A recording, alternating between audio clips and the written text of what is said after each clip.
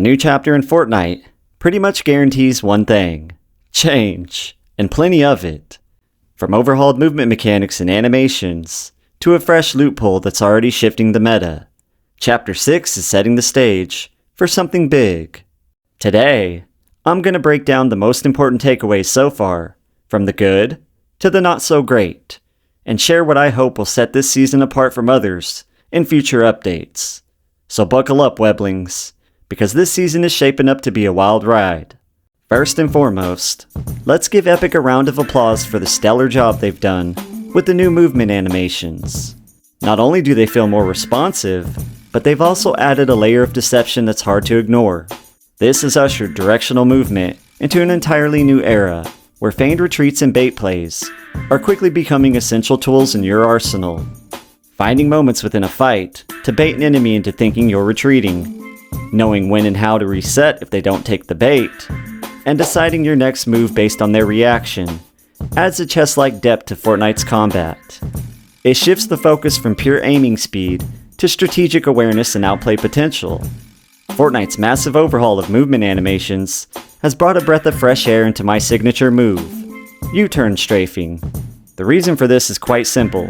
Directional movement is now sharper and more responsive. Take the Typhoon Blade for example.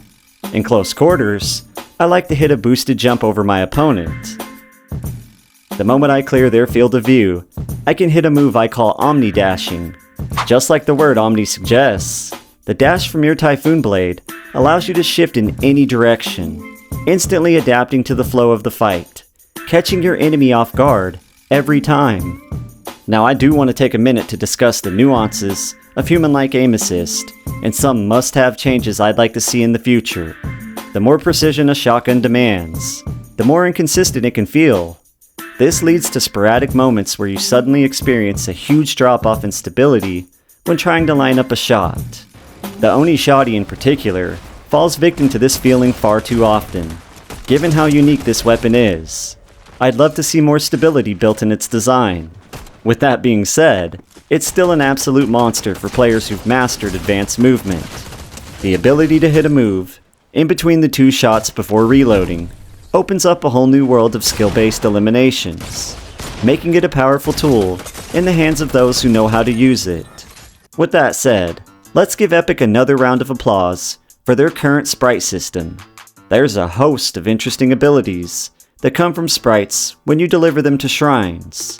But the one I want to talk about specifically is the Wind ability. This boon grants the user a speed boost when switching to their pickaxe.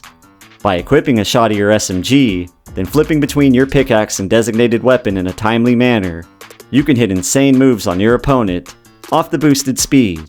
However, with all the fun movement mechanics Epic added, it never quite feels like we have enough stamina to enjoy or really even get the practice in that we need. It's almost as though fatigue is a burden from experiencing a lot of the new movement at its fullest potential. This can lead to a desperation feel about wanting to press the island when it spawns, as it grants you a mythic Typhoon Blade, and most importantly, a medallion that gives the user infinite stamina. To add a balance to this, I think now's the time for Epic to bring back Slap Juice. Well, if I'm being honest, I don't think Slap Juice should have ever left the game in the first place. Moving on to the new roll and wall jump mechanics. I see a ton of potential with rolling. However, I think wall jumping still needs some polishing.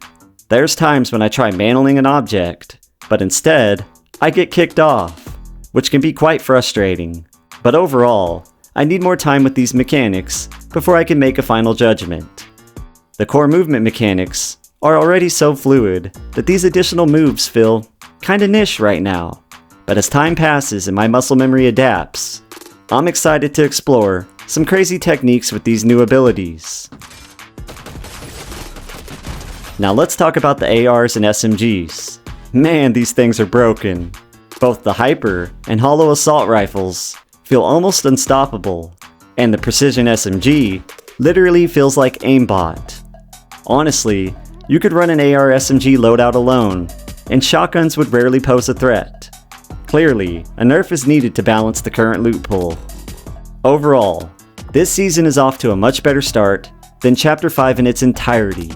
The sprites add diversity within the map, and with mythics and medallions scattered around, there's way more variety in this season than anything Chapter 5 brought us. I haven't been this excited about Fortnite since Chapter 4 if I'm being honest, and I'm really looking forward to what else Epic has in store.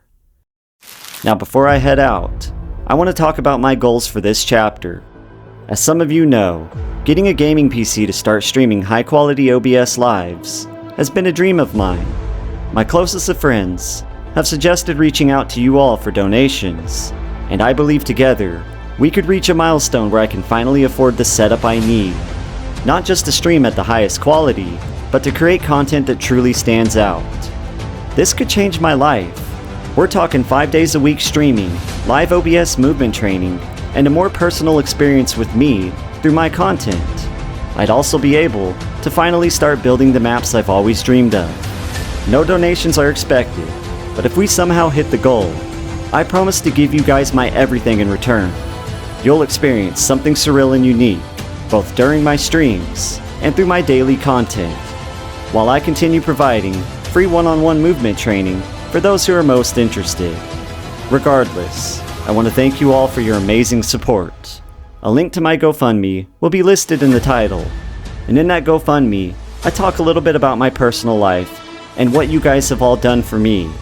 Again, from the bottom of my heart, thank you guys for making me feel amazing.